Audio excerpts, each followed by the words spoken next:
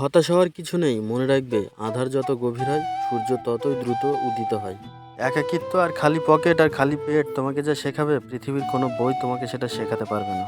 ভাঙা বিশ্বাস আর ফেলে আসা সময় কখনোই ফিরে আসে না। যে ভালো দেখতে তার কাছে নয়, যে ভালো রাখতে পারবে তার কাছে যাও।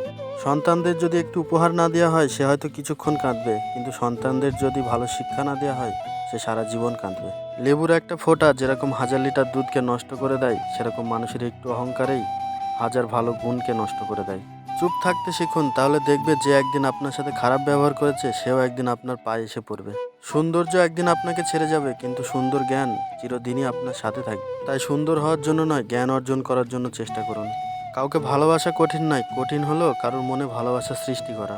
আপনি ভালো মানুষ হলেই পুরো পৃথিবী আপনার ভালো করবে এমনটা কিন্তু নয়।